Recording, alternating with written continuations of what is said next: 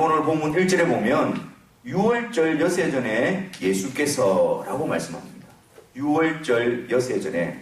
이 6월절은 바로 예수님께서 십자가에 달리시는 그날을 의미하는 거거든요. 그러니까 지금 예수님께서 6월절을 중심으로 그 예수님의 행적을 기록하고 있는 것입니다. 6월절 여세 전에 예수께서 6월절이 어떤 절기이기에 이렇게 예수님의 사역에 있어서 기준이 되어지고 중심이 되어지는 것일까요? 6월절이 어떤 절기이기에 그 예수님의 생에 있어서 그 목적과 이유를 나타내고 있는 것일까요? 여러분 6월절 하면 무엇이 떠올려지십니까? 6월절이 처음에 시작하게 되어진 것은 출애굽기에 가면 이스라엘 백성들이 애굽에서 건져냄을 당하고 거기서 해방되어 나오게 되어질 때에 하나님께서 그들에게 6월절을 지키라고 명령하셨죠. 그래서 6월절은 그들이 애굽에서 이스라엘 백성들이 애굽에서 나올 때에 시작하게 되어집니다. 어떤 일이 벌어졌습니까? 이스라엘 백성들이 애굽에서 나올 때에 하나님께서는 이스라엘 백성들에게 어린 양을 잡아서 그 피를 문설주에 바를 것을 명령합니다. 그리고 그날 밤에 애굽 온 땅에 하나님의 재앙이 임할 때에 그 피를 바른 집에는 그 재앙이 넘어가게 되어집니다. 그리고 그 일을 계기로 해서 이스라엘 백성들이 애굽에서 나오게 되어지는 것이죠. 그 당시에 강대국이었고 430년 동안 이스라엘 백성들을 노예로 삼고 있었던 그 애굽이 그 일을 계기로 해서 이스라엘 백성들을 놓아주게 되어지고 이스라엘 백성들은 애굽에서 해방되어 하나님의 약속하신 땅으로 나오게 되어지는 것이죠. 그런데 여러분, 왜 하나님께서 굳이 이 어린 양을 잡아서 그 어린 양의 피를 문술주에 바르게 하고 그 일을 통해서 이스라엘 백성들을 애굽에서 건져내고 계신 것일까요? 하나님의 능력으로 이스라엘 백성들을 그냥 거기서 건져내시도 되지 않습니까? 근데 왜 하나님께서는 굳이 6월절을 제정하시고 6월절의 어린 양의 피, 그 6월절의 어린 양의 피가 하나님의 재앙으로부터 그들을 건져내어 그것이 애굽에서 나오는 사건과 함께 묶어두신 이유가 무엇일까요? 그것은 바로 6월절 어린 양을 통해서 이스라엘 백성들을 애굽에서 종살이야 하는 것을 건져내시는 그 사건을 통해서 하나님께서 장차 하나님의 백성들을 죄의 종로로 타는 데서 어떻게 이끌어내실 것인가를 보여주시기 위해서 이 사건을 그곳에 담아두고 있는 것입니다. 이것은 단지 이스라엘 백성들의 독립을 말하고 있는 것이 아닙니다. 이것은 단지 하나님의 능력으로 애굽에서 나온 것을 말하는 것이 아닙니다. 6월절 어린 양의 피를 통해서 하나님께서 애굽의 종살이, 죄와 사망의 법 아래 종살이하고 있는 노예로 있는 하나님의 백성들을 건져내실 그 구속의 사건을, 계획을 담아두고 계신 것입니다. 그래서 하나님은 그들에게 명령하시기를 너희는 이 날을 기념하여 여호와의 절기를 삼아 영원한 규례로 대대에 지킬지니라 라고 말씀합니다. 6월절 어린 양의 실체 대신 그분이 오실 때까지 하나님은 6월절 절기를 규례로 지키게 하여서 계속해서 지키게 하심으로 그 실체 대신 6월절 어린 양 예수 그리스도가 오실 때까지 그것을 바라보고 증거하고 기다리게 하신 것입니다. 그래서 여러분 성경에서 그 예수님에 대한 증거를 한번 보십시오. 예수님에 대해서 어떻게 증거합니까? 보라, 세상 죄를 지고 가는 하나님의 어린 양이다 라고 증거합니다. 그리고 또한 인자가 온 것은 섬김을 받으려 함이 아니라 도리어 섬기려 하고 자기 목숨을 많은 사람의 대속물로 주려 합니다 라고 예수님 말씀하십니다. 사도 요한은 사랑은 여기 있으니 우리가 하나님을 사랑한 것이 아니요 오직 하나님이 우리를 사랑하사 우리 죄를 위하여 화목제로 그 아들을 보내셨다는 것입니다. 죄 아래에 매여 있는 하나님의 백성들을 건져내시기 위해서 그 일을 담당하실 분으로서 6월절의 어린 양으로서 예수 그리스도를 보내어 주신 것입니다.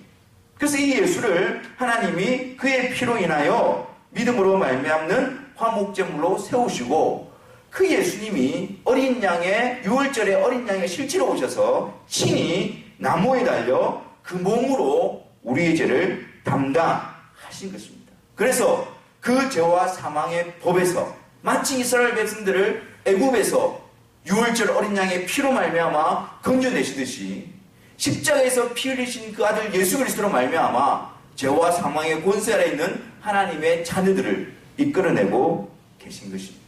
예수님을 통해서 이 일을 이루어내시고 그 일을 장차 이루실 것을 나타내 보여주시기 위해서 6월절을 지키게 하셨고, 그래서 예수님은 그 6월절을 향해서 나아가고 계셨으며 그 6월절에 예수님은 6월절의 어린 양으로서 십자가에 자신의 생명을 주시고 피 흘려 주신 것입니다. 그러므로 우리는 예수님을 언급하면서 6월절과 분리해서 생각해서는 안 됩니다. 예수님과 6월절 어린 양, 6월절 어린 양 대신 예수 그리스도, 6월절 어린 양은 예수님을 예표하고 그 예수님은 6월절 어린 양의 실제로 오셔서 그 일을 온전히 성취하신 분이십니다. 그래서 6월절은 6월절 어린 양의 실제로 오신 예수 그리스도를 증거하는 것이죠. 예수님께서 베다니에 있는 나사로의 집에 간 이유가 무엇입니까? 오늘 이제 말씀해 보니까 우리가 앞서 살펴보았지만 예수님께서 죽은 나사로를 살리셨지요. 그래서 이 일을 기뻐하고 또 예수님께 감사하기 위해서 잔치를 베풀었습니다. 그래서 그 잔치에 참여하기 위해서 예수님은 지금 베다니로 와 계신 것입니다. 근데 우리가 오늘 읽은 본문 말씀 가운데에 이 나사로에 대한 표현에 대해서 한번 주목해 보십시오. 이 나사로를 어떻게 표현하고 있습니까? 1절 말씀에 예수께서 죽은 자 가운데서 살리신 나사로. 9절 말씀에는요, 죽은 자 가운데서 살리신 나사로. 17절에서는요, 나사로를 무덤에서 불러내어 죽은 자 가운데서 살리실 때에 라고 말합니다. 그냥 나사로라고 하지 않고 예수님께서 죽은 자 가운데서 살리신 나사로라고 말하는 거예요. 나사로는 이제 이전의 나사로의 모습이 아니었습니다. 그는 이제는 예수님이 죽음 가운데서 살리신 나사로가 되어진 것입니다. 사람들이 나사로를 볼 때마다 이전에 알던 나사로를 인식하지 않습니다. 이제 그 나사로를 볼 때마다 그래, 저 죽었던 나사로를 예수님께서 무덤을 여시고 살린 그 나사로지. 그 나사로를 통해서 그래, 예수님이 그를 살려주셨지. 예수님이 그에게 생명을 주셨지. 예수님이 부활이시고 생명이시지.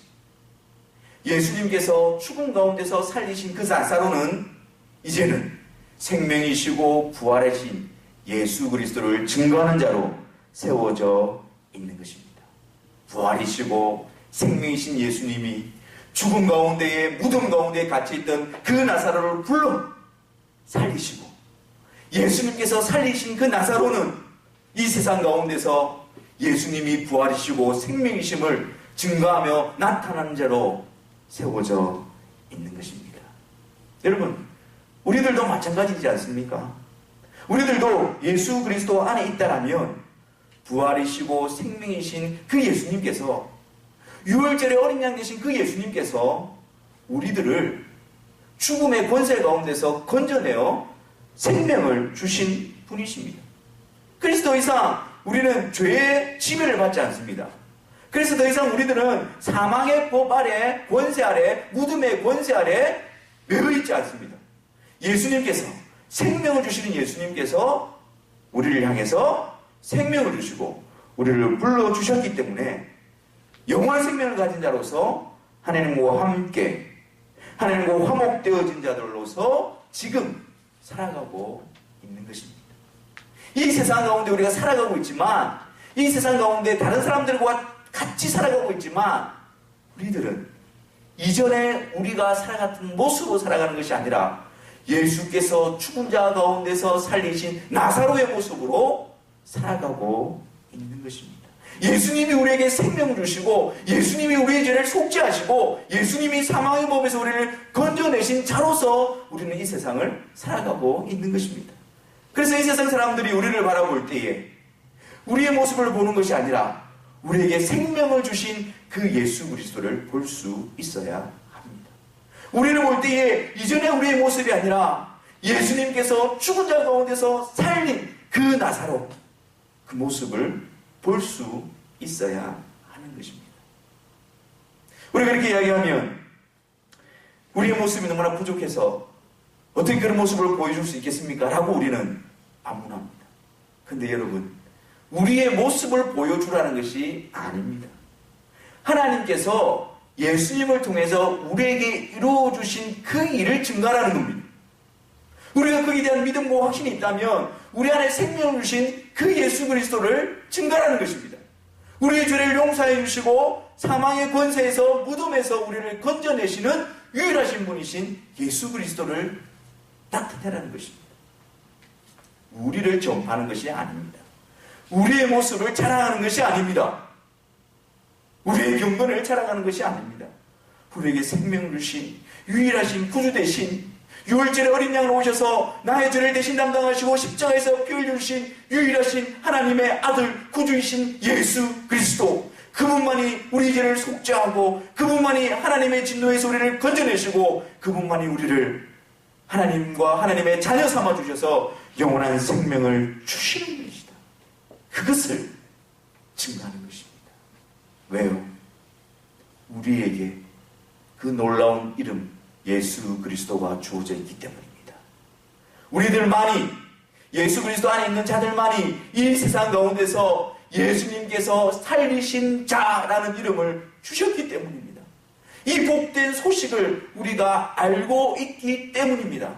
이것은 세상의 지혜로, 지식으로, 학문으로 알 수 있는 것이 아니라 하나님께서 부르시고 거듭나게 하신 자에게 하나님의 지혜로 알게 하신 복된 소식이기 때문에 우리가 그 복된 소식을 맡은 자로서 이 세상 가운데서 이 사명을 감당하는 것입니다. 그러므로 여러분, 우리 안에 이런 기도가 시작되어지기를 바랍니다. 이런 소원이 우리에게 나타나기를 바랍니다. 하나님, 예수님을 통해서 저에게 생명을 주시고 예수님을 통해서 저에게 죄와 사망의 법에서 자유케 하시고 하나님의 자녀가 되게 해주셨는데, 저를 통해서 저에게 일어난, 예수님을 통해서 저에게 일으켜주신 이 놀라운 사실을 증거하는 자가 되게 해 주옵소서. 저를 통해서 이 세상이 하나님이 그 아들을 통해서 이루신 그 십자가의 사랑과 그 놀라운 일들을 듣게 하여 주시고 보게 하여 주옵소서. 그것이 우리의 기도 제목이 되기를 바랍니다.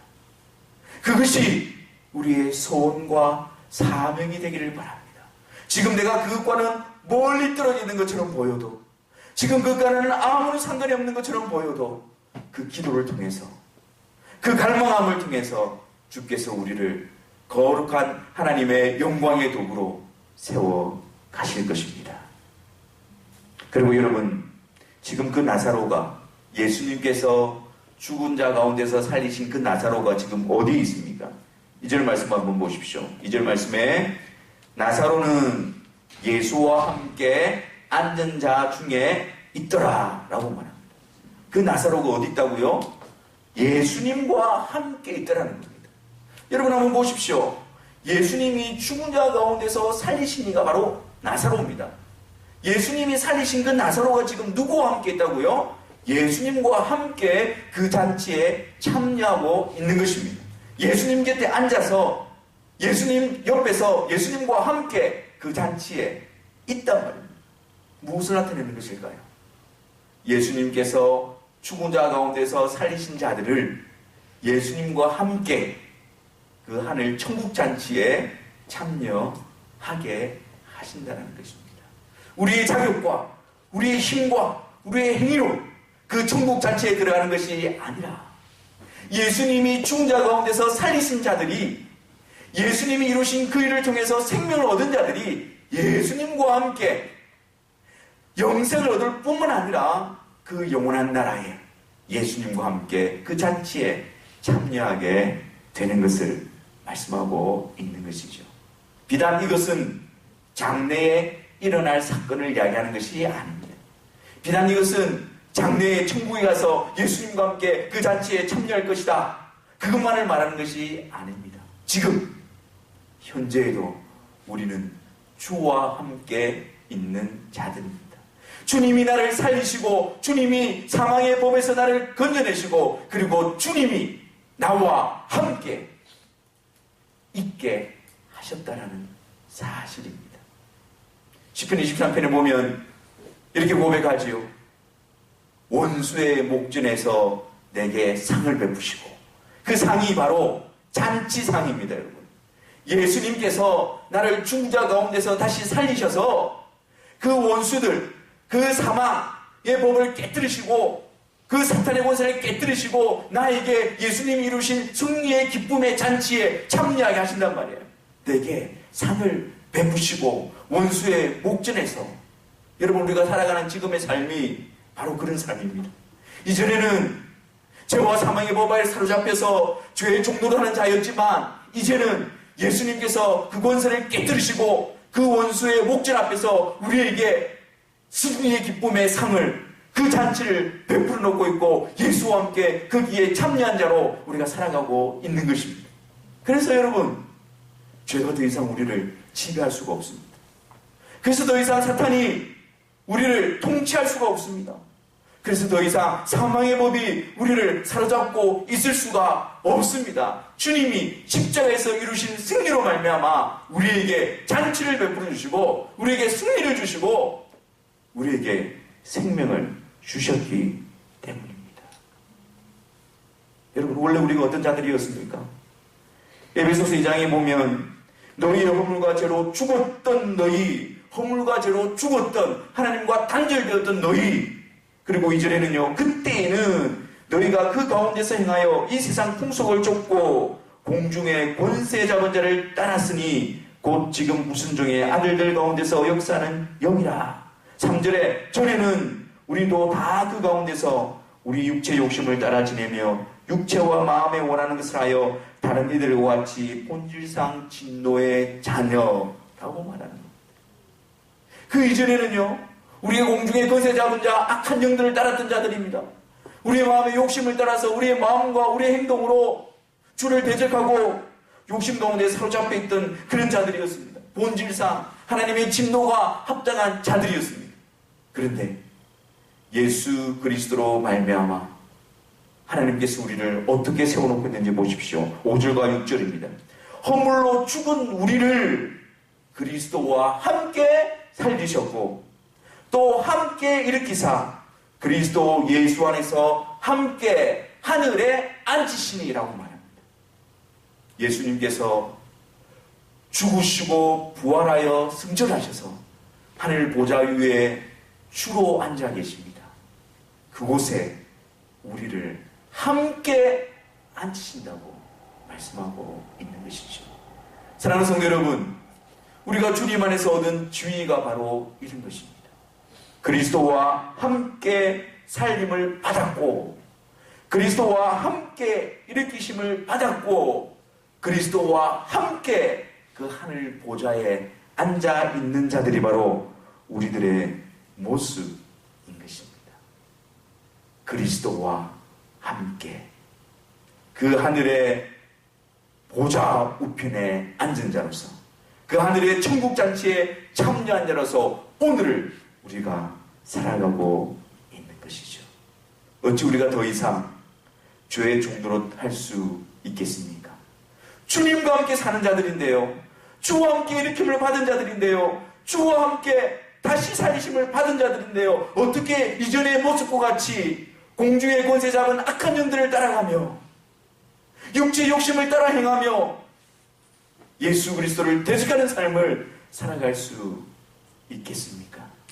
오늘도 우리는 주와 함께 부름을 받은 자들이고 주와 함께 살아가는 자들이기 때문에 우리의 삶은 주를 따라가며 주님을 의지하며 주님의 말씀에 순종하는 열매로 나타날 수밖에 없는 것입니다.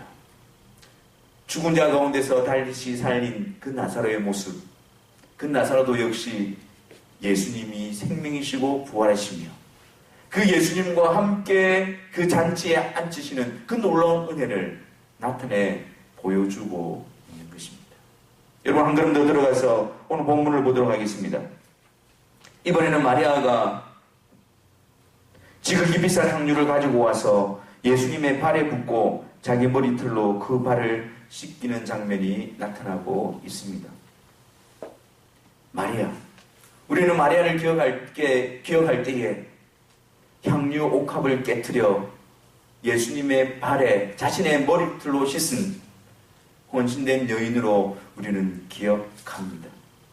그런데 그 마리아의 헌신이 어떻게 주께서 사용하시고 어떻게 주께서 나타내시는지를 우리는 살펴볼 필요가 있는 것입니다. 이 마리아는 예수님으로부터 제사함을 받은 자입니다.